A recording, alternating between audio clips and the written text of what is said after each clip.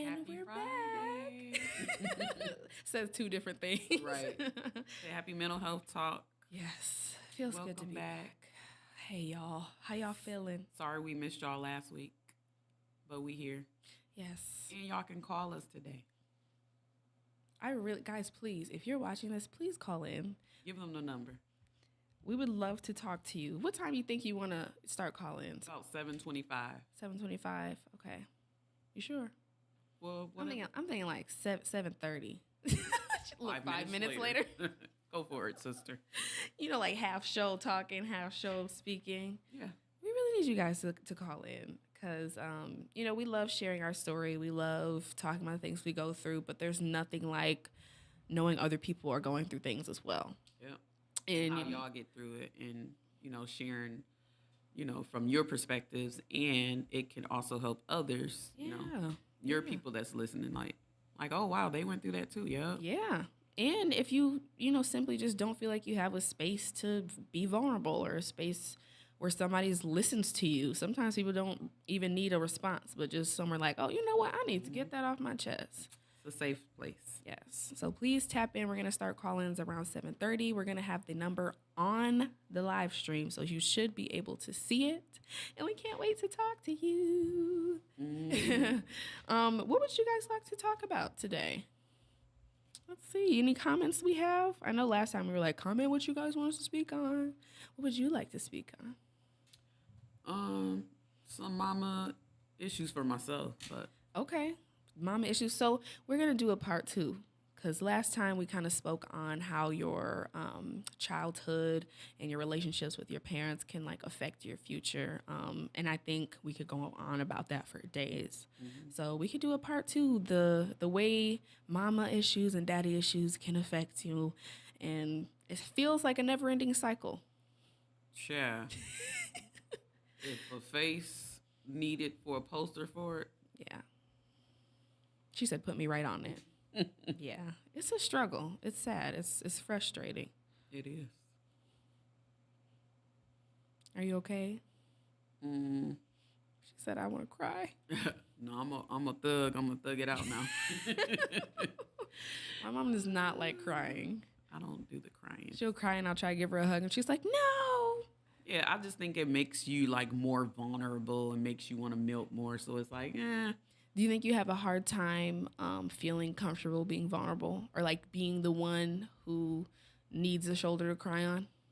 I've never had it, so it doesn't feel normal for you. Yeah, I've always been the person being there for everyone else.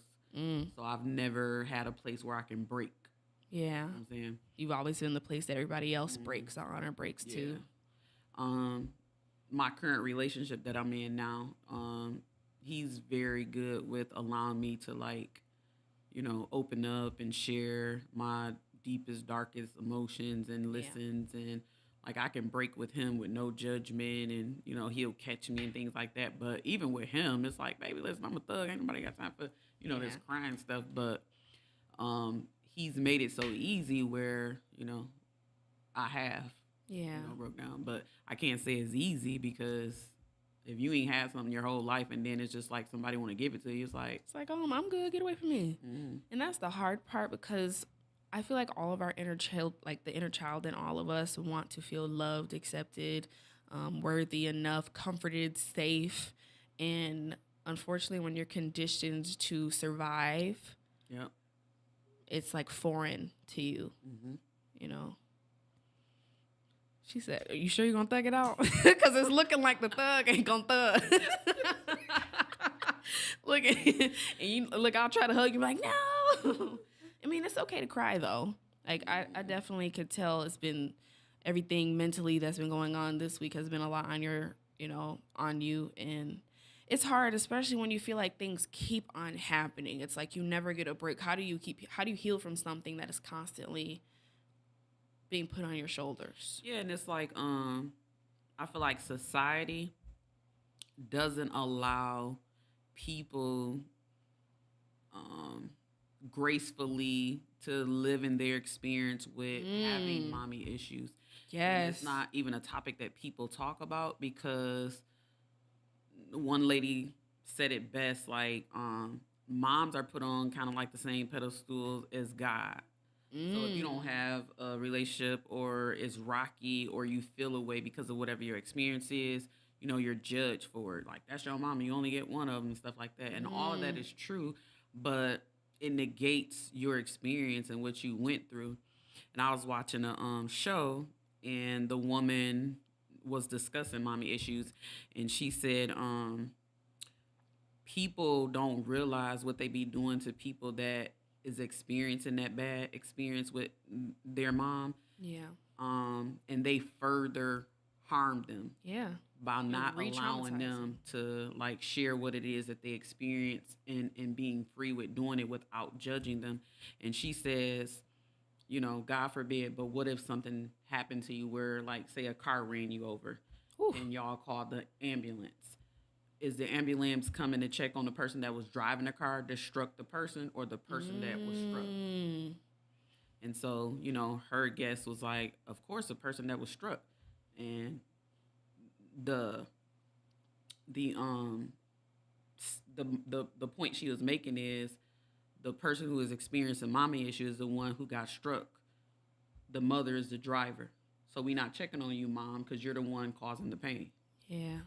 So I'm like, that was really good. Like, so she basically was saying, we need to stop, judging and further hurting people Victim shaming. Yeah.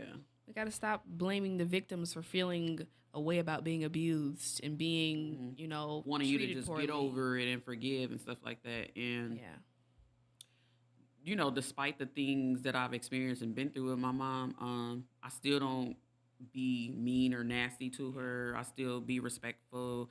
I still try to do even whatever I can for her, but it's all at the expense of me, the sacrifice of me. And I can't say I'm the only one that experienced it with her, because she treats my siblings the same way. Yeah. And she likes to divide and conquer with all of us, I don't understand, like, why wouldn't you want your kids to be close? Yeah. So. And then it's like, as the child, it's like we're constantly trying to figure out, like, why do they think like this? You always want to make sense of the behavior. Yeah, and it's you can't make sense out of something that's illogical. Mm-hmm. But just the child in us just wants to understand them, and we want to give them the benefit of the doubt, and we want to save them because that's what they've conditioned us to do. Mm-hmm. Yeah. And then realizing yourself too, I feel like for me, viewing has been a really hard pill to swallow, is that no matter what you do, it's never enough. You're constantly trying to keep the train from wrecking. Just for it to wreck anyway, whether you help or you don't. Mm-hmm. And then it's like you been put through all this stress. Yes. When you're like, if I would have just said no, I would have felt guilty because that's how I've been conditioned to feel. I would have felt, those temporary emotions, but at least I stood up for myself and I said no. I'm not playing a game with the person that wants me to play it with. And I think that's the most, like, suckiest part. It's like, you darned if you do, you darned if you don't. Yeah. If you do it, you get screwed. If you don't do it, emotionally and mentally, you feel screwed because of the guilt. Like you said, because you're conditioned to mother your mother. Yes. It's like, well, who's mothering me? Yeah. Never experiencing being nurtured. Which explains why you have such a hard time receiving comfort or receiving someone being affectionate towards you, or like being a giver to you, because you're just used to people taking from you, because the person that birthed you always just takes. So you've never experienced, like you said, that nurture, that the person that holds you at night and tells you everything's going to be okay. I'm telling her that she's going to be okay, which is formed the way your brain works for every relationship that you have. You're the savior. Yeah. That person everybody calls on, and then when you call on somebody, you could be going through HE double hockey sticks and back. And it don't matter. No. It's like, in fact, I don't even make it a thing. It's just something, whatever I've experienced going through, I keep it to myself, internalize it, and I just process it on my own. I don't pick up the phone and call somebody like, hey, I'm going through da-da-da-da. Can you give me some advice? Yeah. you know. Because it feels like, do you even have anything to offer that'll help me? Mm. It's like, but you do wish you can pick up the phone and call your mom like, hey, da da da da, I'm going through this or that, and Yeah, like I hoping to need some return, advice. you're gonna get some encouragement or even good things that happen for you, like want to share and want them to be happy and supportive or whatever. But I've never experienced what that looks like. Yeah. It's just been mothering her, her caregiver, Yeah. decision maker, um, Can we talk about all at the same time though, with being treated mean, and she thinks like she's the kind of mom like, well, I bought you this or that or gave you a couple of dollars or something like that, like that's enough. And it's like money doesn't replace love or equate to it, you know. You ate that up. You know. That's true. And then the money, or if she bought you something, it wasn't because I'm being a mom to provide for you. It was more of control. Yeah, like I did this for you, so you got to do this for me. Like it's not free. Right. It's not. It comes with a price. Yeah. That's why I always tell you. Like, ain't nothing free. It always gonna come with a price. So don't believe free. Yeah. And so it's like I've been working since I was like 14 to provide. Because at that early age, buy your detergent, your deodorant,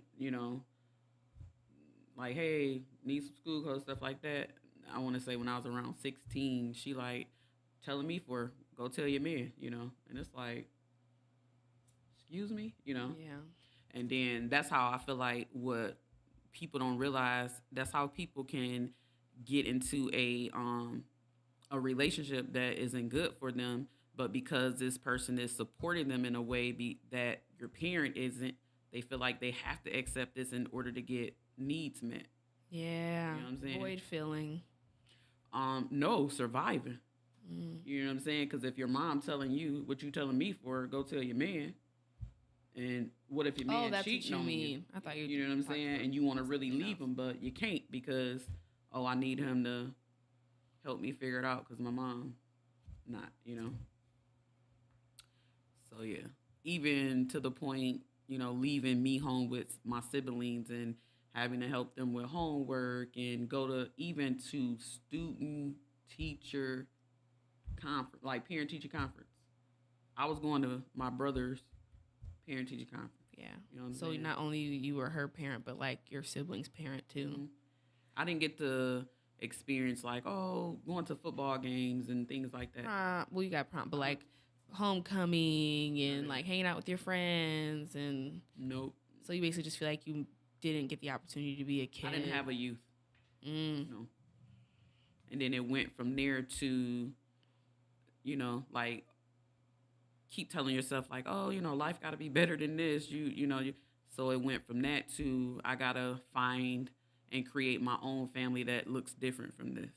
And then, in those times, they teach you not to find yourself and build a career and, live life. It was more get married, big house, white picket fence with a dog.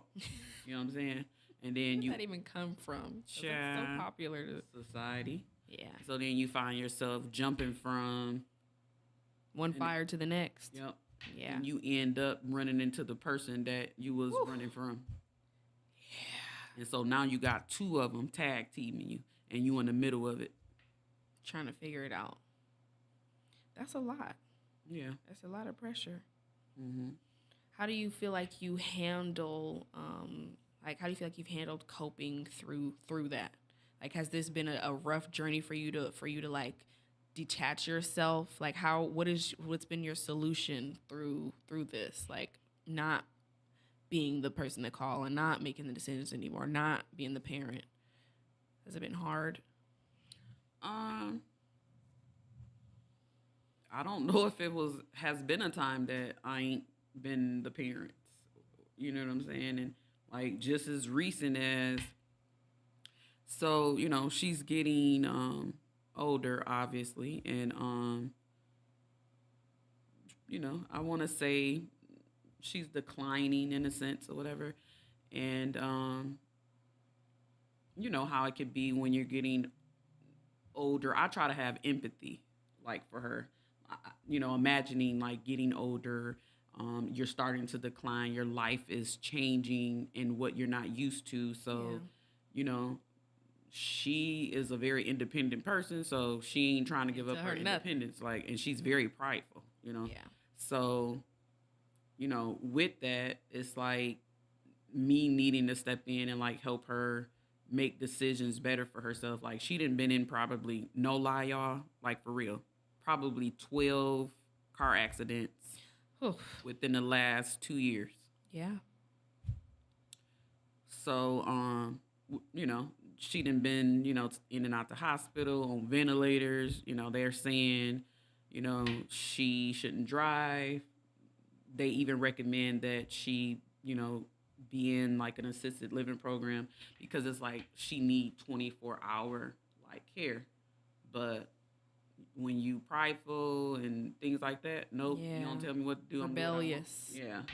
So then I feel like it's sad to say, but I feel like I'm dealing with a rebellious child Teen. that Yeah. is rebelling against the things that's best Yeah. for them. You So say go right, I'm going left.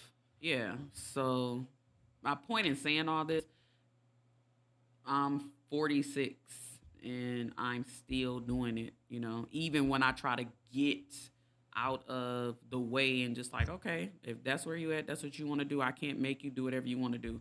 I'm still getting reeled back in with the poor decisions that she wants to make and want me to, you know, play along with her. Mm-hmm. And, you know, I have to stand firm. Like, no, I'm not going to do it. Do what you want to do. Yeah. And then I get punished. And then, you know, she calls around and be like, oh, because my other two siblings, y'all my favorite kid. Like, she's called me and told me, I don't know where you come from because you ain't come out of my. I'm like, really? She said, it's You like, have to laugh to keep from crying. Yeah, but no, truly. be like, what the? She said, what? You know, that is frustrating, though, because it's like you are taught to be comfortable in dysfunction. And anything outside of dysfunction feels foreign, and it shouldn't be that way. Constant chaos. Yes. And I feel like I didn't learn that I had anxiety until after I divorced your dad. I learned I had anxiety then. And that was because we moved and we had our own space. And it was pure solitude. And You're right. I was on edge. And Yeah. I kept trying to figure out, like, why am I so, you know, Like anxious or whatever. anxious, yeah. Went to the you know, doctor, therapist and stuff. They was like, because you have anxiety. And I'm like, why? And it's like, because Not why. Yeah, it was really why. Because you become immune to the thing. dysfunction. Yeah. What is quiet? You know what I'm saying? Yeah, what's peace? What's having your own space? What's not having somebody like purposely trigger you and come home? What's like not walking on eggshells?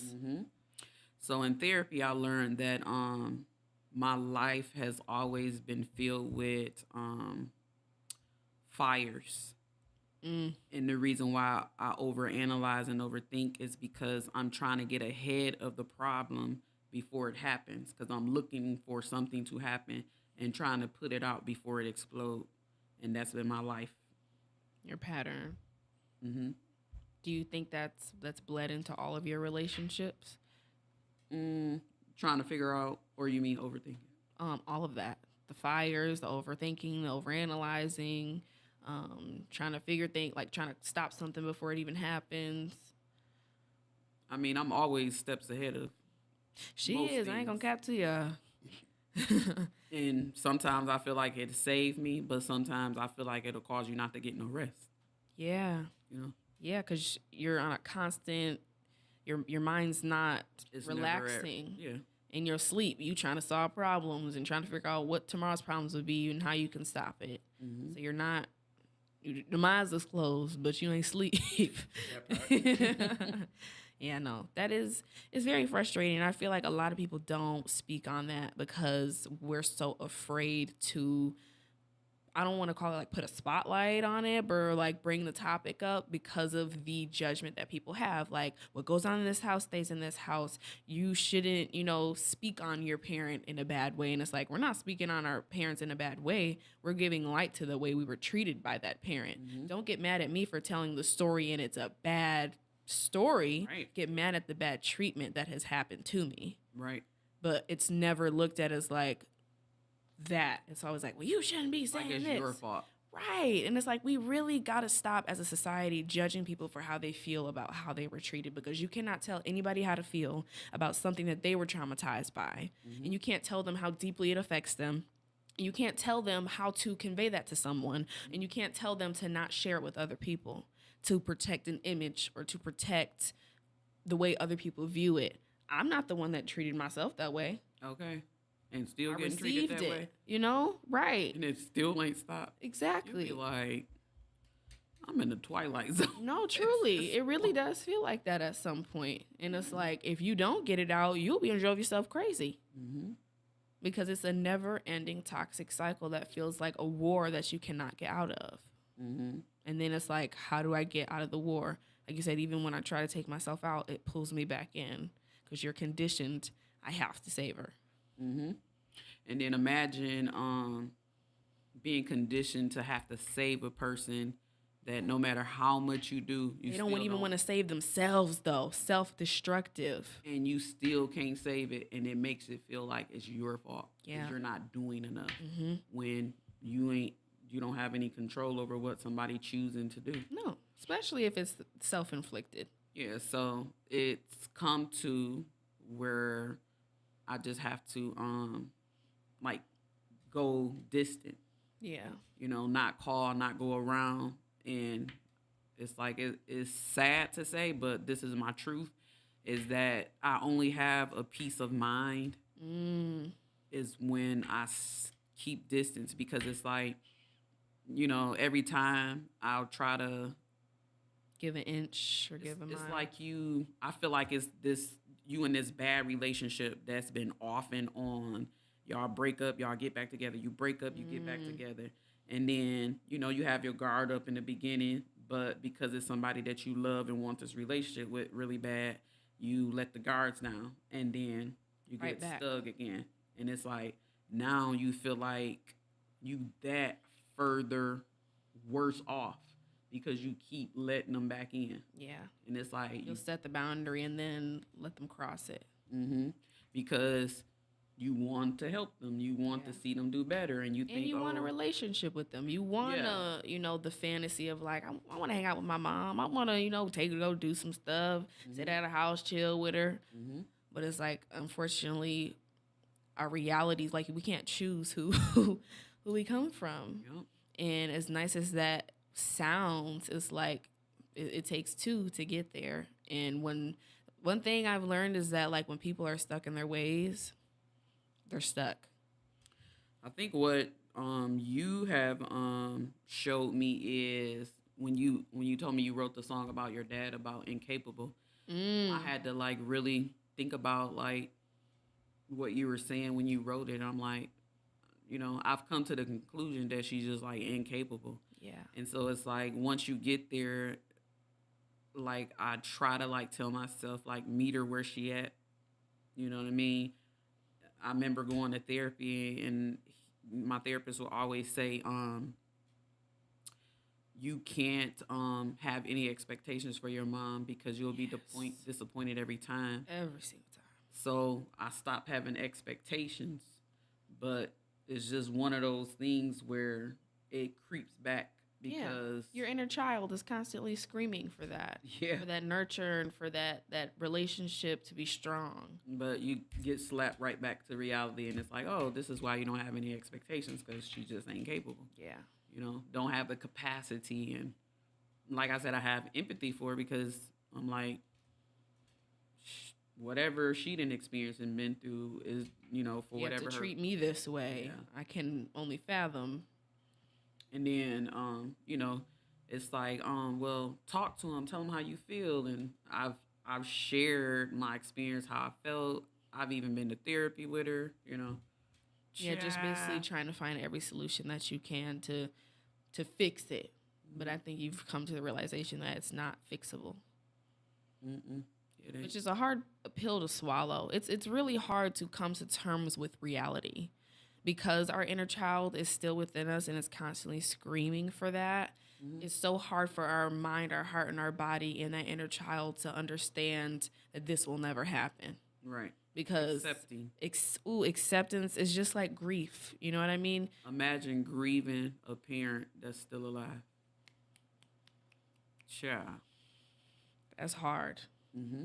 because it makes you feel one. It's like it makes you feel like you're missing out on something, and then there's this thing where people are like, "You better cherish them while they're here because they're not gonna be Make here. memories. Be with them. You're gonna regret, you know." And it's like, but they don't. They're here, and it's this way. It's like whether they're here or not, I have to grieve them. So it's like you can't guilt trip someone or make somebody feel like they're gonna have regrets when while they were here, you tried everything.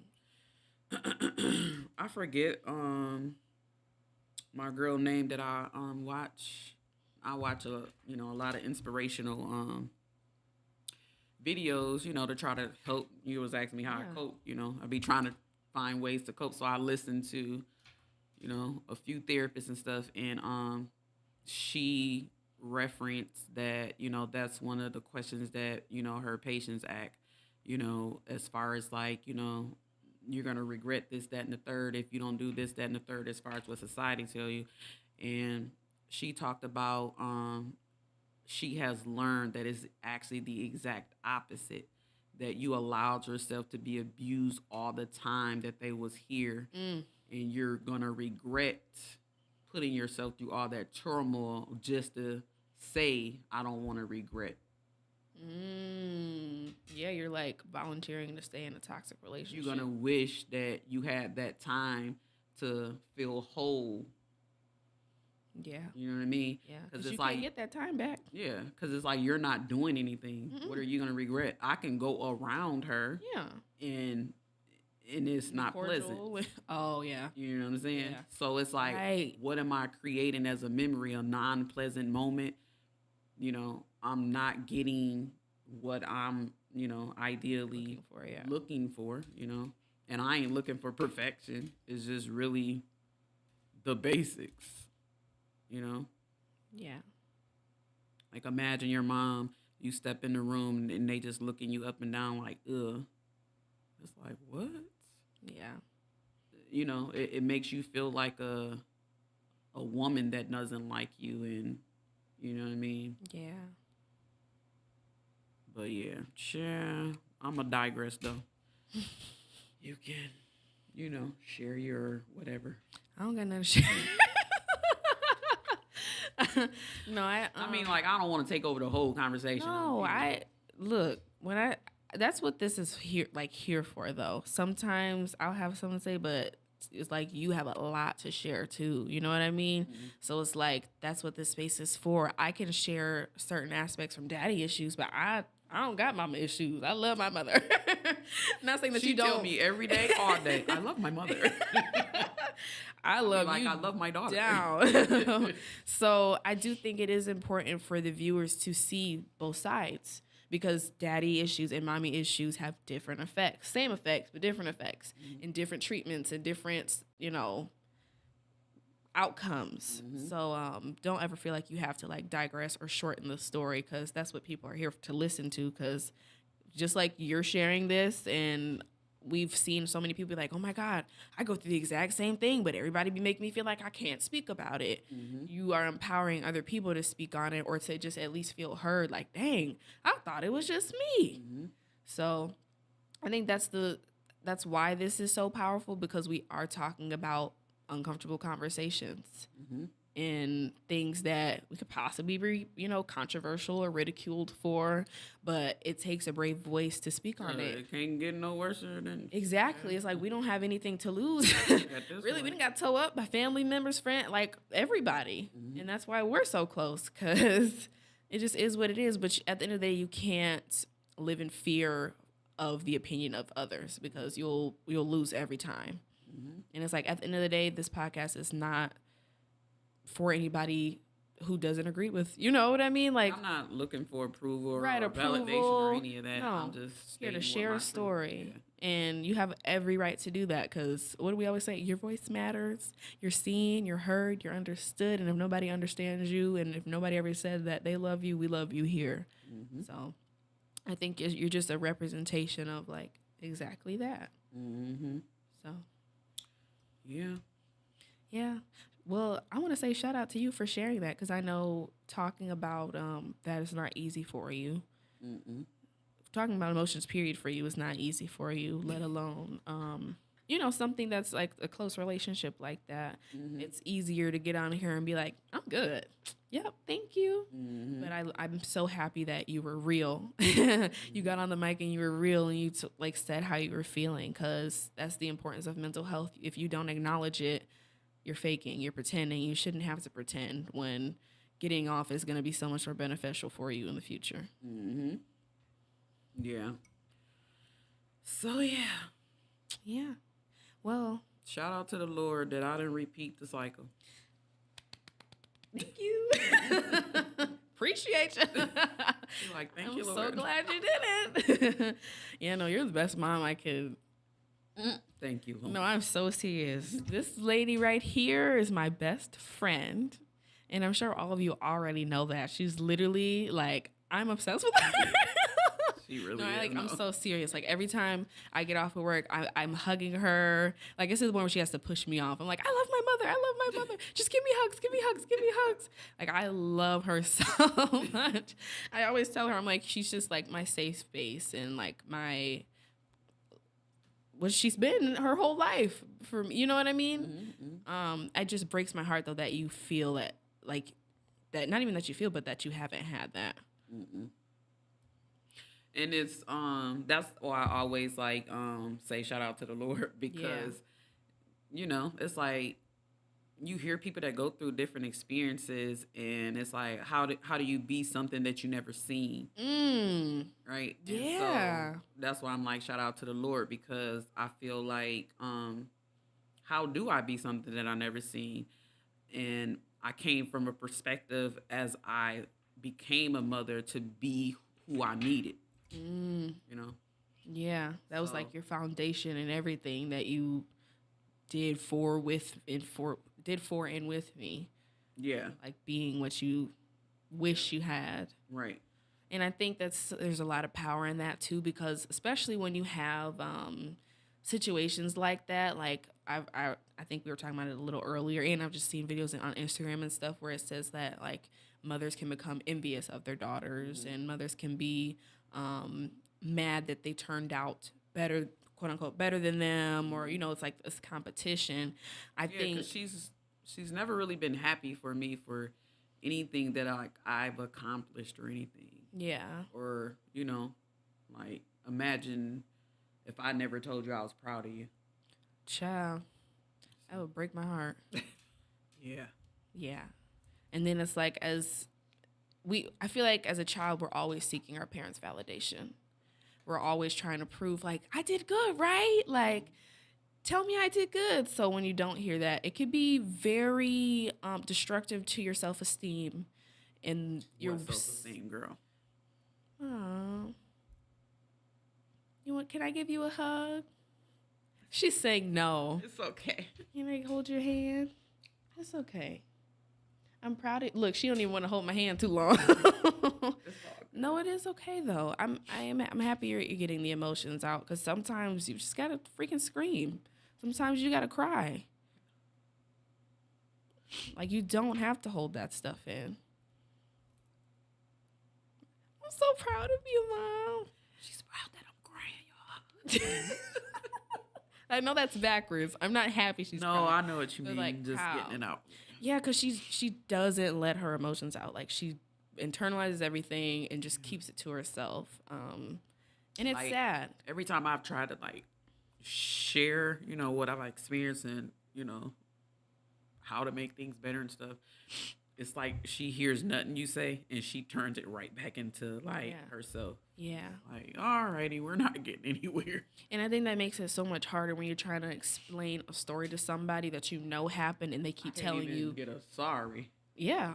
Matter of fact, you can't even get an acknowledgement that it happened. Yeah, she ain't gonna even admit it. Yeah. Yeah, it's just like, I didn't do that. You know, I put a roof over your head and made sure you had this, made sure you had that.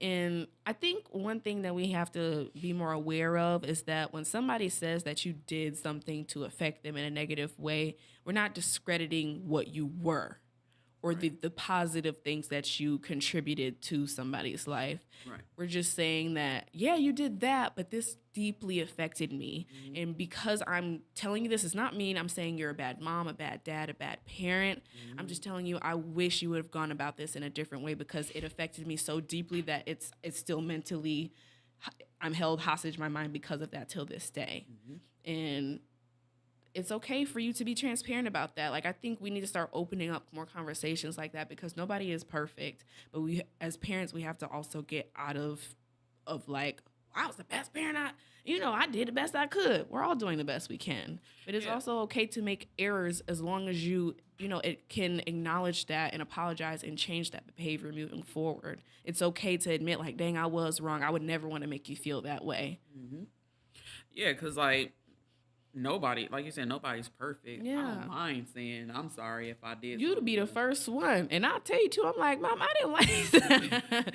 And that's rarely. I don't think I ever really even have to. But a one or two instance, I can come to you and be like, Mom, that really hurt my feelings when you said that. I don't know what you meant by it, and I could be being sensitive or, taking it overboard, but like that really hurt me. And you'd be like, oh my God, I'm sorry. I would never, mean that. And then I will then see you change the behavior or like intentionally, like with hugs. Hugs are a big thing for me and it's not for you. Now she instilled it into me, but because of the... Imagine this, y'all. She instilled like hugging me all my life, but because she did not have the same nurturing relationship after I turned 18, it feels like foreign and weird to her now. And that's like my love language now. So I'm more like, that's one of my needs from her specifically. Yeah, me specifically. and I'll tell her like, when you don't want to hug me, it makes me feel this, and that. And she'll tell me like, oh, I'm sorry. Like, I'll try to, you explain things to me and you make genuine effort. And then we just have a good rapport on like, no, I'm not rejecting you. I just am working through this within myself. Mm-hmm. Yeah, like I learned that because I wasn't nurtured or my mom wasn't affectionate with me, never hugged me, never even told me, love you. Like growing up or whatever. I hear it now and it feels like weird. Like, what? Yeah. Like, okay, But so I, like I said, raised you to be what I needed, you know what I'm saying? So it's like I hugged you often from birth all the way until you became an adult. And in my mind, I felt like a switch went off where it's like, all right, I've instilled it in her. We good now. Because it wasn't something that I necessarily needed because I never had it. I just wanted you to know that it's a thing and it's needed so you know what affection is, and, like that sort of thing. So then, obviously, I wasn't looking at it this way, but it's like I didn't, got her accustomed to, like, where my love language. At? And I'm like, ma'am, bye. Right. Literally.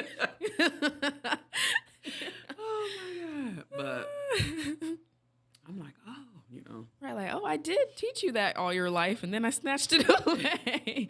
But I mean, not even purposely, just like on some, like, okay, she good now. She know that it's a thing, and in other words, when you have kids, make sure you instill that in them. Yeah, you're looking at it as like a checklist, like, oh, I did it, like I conquered. All right, we're good. The goal, right? Yeah, I mean, makes a lot of sense. Yeah, but anyway. Yeah. No, you're doing amazing. My point was, it's okay to tell your kids you're sorry. Yeah. It's okay that you're wrong and, you made a bad choice. You hurt their feelings or whatever. Yeah. It's not like parenting comes with a handbook where it's like, if you do all of this, this is going to be your great outcome. We are trying intentionally to not repeat our generational curses. We're trying to break generational curses and also trying to figure ourselves out through parenting because, again, it's only natural to repeat what has been done to you. It takes like bravery to get outside of that and be like, you know what, no, I don't want to repeat this. But even in wanting to be what you wish you had, again, if it wasn't replicated to you, navigating that is hard. Only God, like you said. Shout out to the Lord. It was only the Lord. So it's a lot. But you did it. And you're still doing it.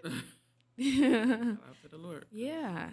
You want to, like I said, I always tell you, you're definitely one of like the strongest people that I know. Despite your circumstances, despite how you've been treated, despite all of the, again, HE hockey sticks that you've gone through, you have never let that break you or turn you into a mean, bitter, angry person. Thank God. Yeah. Because, I mean, that is most people's stories. It's another natural thing to, when you are a victim, you become a victim. And you start to victimize yourself and you start to be mad at the world and woe is me. And, well, the world doesn't like me, so I don't like it. So I'm going to treat everybody else better. You know what I can remember consciously thinking when I was, growing up and becoming a young woman and, like mom, things like that. And this is sad to say, but I'm just telling my truth. I would be thinking, I'm not going to be that.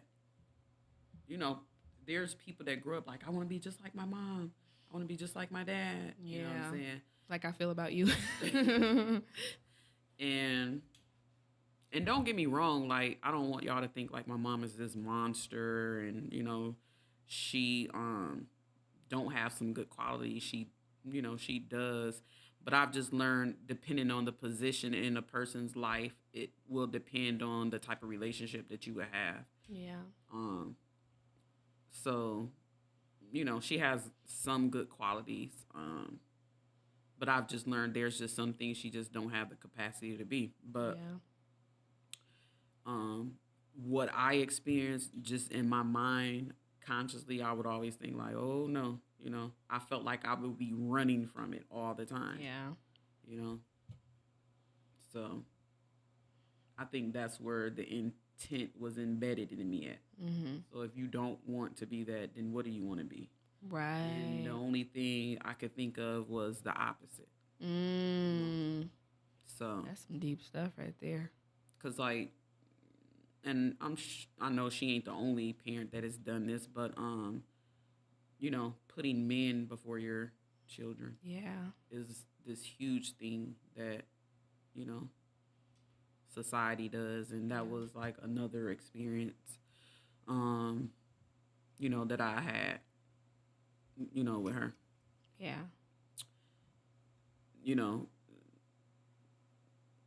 Child, if I went into some of these stories, y'all be like, write a book. But I keep telling her, write a book. Y'all gonna get that book one day. Just give us the right publisher, and we're gonna be good. But I'll just give you this recent example that really peed me off. I'm sorry, I did not expect you to say that. Yes, continue. But so pertaining to her health, she needs oxygen or whatever. Oh yes, oh my gosh. And so she called me upset while I was at work, saying, "Oh, I done ran out of oxygen," and her man is at her house with her or whatever. And so I'm like, well, is there any? Because basically the people that provides her the oxygen tanks drops it off to her house, is delivered. Well, I get calls all the time that she ain't answering the phone. She had an appointment, to her doctor's office or whatever. She don't show, she don't call, none of that. Yeah. So anyway, the people like, make sure you answer your phone. The only way we can get in is you answer your phone to let us in. Yeah. So she didn't answer her phone. They had to leave. So obviously she out of her oxygen and she needed to be able to survive. So she called me upset, like, oh, I really need my oxygen. I'm out of it. The people said that they came and they had to leave because I didn't answer. And like I said, I was at work. So I was like, well, where's, your boyfriend? And she was like, he here, but he talking trash and talking about he don't want to, he don't feel like doing it and all this or whatever. So the savior in me, like, oh, well, let me leave work and, Yeah, let me go try to help you out. So I had to find out the address to the place, go to her house, picked up the empty tanks in order to get the new tanks and took them out there, whatever. So I go to her house. He laid up just looking like a duck. But anyways, and then he talking about some, I'm just being raw today, y'all. But yes. Say raw and uncut. That part. So he was like, I guess he felt the need to like explain to me, like, yeah, I'm just tired. I don't feel like it. I was like, sir, you don't need to say nothing to me. Like, this your life. Do whatever you want to do. But yeah, let's give me 6 feet. Right. Please and thank you. And so it was like probably 4 cases of oxygen. Huge. You think he tried to lift one single arm to carry it to the car? Nope. I did it all on my own. And then I had to bring the other ones in once I, came back. And so my nephew is in prison and he calls me and, he gets updates on what's going on or whatever. And he was like, yeah, I spoke with grandma and I was telling her, that wasn't right that, your man was there and he couldn't go get your oxygen. Like my auntie had to leave work to go do it. Yeah. And she lies to him and say she didn't have to go do nothing. She took that upon herself to do it. He was going to go get it. And it's like, what? Yeah. So it's like you try to help and then it's like now you're being lied on. I'm like, oh, I just want to leave work and go to your house and pack all this stuff up and go find a place. Oh, okay. Sure. Yeah. It's just disappointing. You know what I'm saying? So it's like I'm going out of my way trying to help you when all I get is next caller all the time. Stomped over. Yeah. All over. Try. I'd be like, y'all deserve each other. Yeah. Don't contact me no more. Y'all figure it out, So it really can make you really want to be like. Yeah, it can make you angry and resentful and frustrated and mad because it's like, I want to love you. I want to be in your life. I want you to be in my life. But a person can only push you over the edge so many times. And then it's like you're ridiculed for feeling this way, but nobody's thinking about how I got here. That part. So they only looking at the reaction, not the multiple times you got stabbed before you bled out. So I'm like, you know what? You ain't gonna change my character and who I am. I'm not gonna be this angry, bitter, person or whatever. I would prefer to just distance myself and just, because it's like you constantly just looking for this idea when it ain't your reality. Yeah. So and then you keep giving yourself false hope. Only for the same, I promise you, every same time. Exact outcome. It has not failed me in 46 years. The same exact, outcome.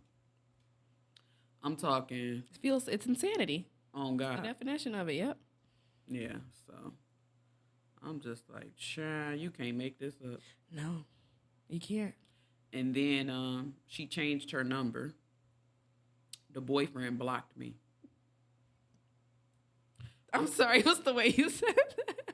BLOCKEDD. Yeah, and then he tried to insult my intelligence and tells her that I blocked her. I said, how did I block her from a number that I don't have? Right. I didn't even know she changed the number. And then as soon as I told her, no, he blocked me. Now I'm unblocked all of a sudden. Because she said when she was trying to contact me to give me her new number, it wouldn't go through. So magically, once I said, yeah, because your man probably blocked me. Yeah. Magically, it started working after the breaking news came out.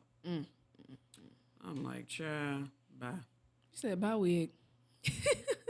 So, yeah. Yeah. It's definitely a struggle. Yeah, it's just like stuff like that. Like, Yeah.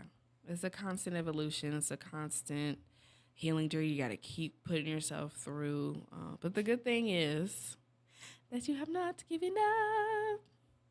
She looking at you, see her face? She like, barely. It is 7:52. Okay, yeah, we can start. We can. I didn't know I've been talking that long. No, that actually went by really quick. Mm-hmm. I'm like, I thought it was like 7:10. It's 7:52. I digress, but you didn't let me keep doing all this talking. Look, no, I don't mind it. Look, they don't mind either. Mm-hmm. And I mean, let's see if anybody even calls. We have 8 minutes for you guys to call in now. Do y'all want to call us? Let's see if we have anybody who wants to call in. The number is on the screen, okay? So please, it is 313-451-4462. I'm telling him to call now. All right. I think my stepdad's going to call in. Yeah, we'd love to talk to you guys. If you guys need advice, want to tell your story, or just want to call and say hi, we would love to speak to you. We want to make this a reoccurring thing where people can call in and tell their story. Just join the community.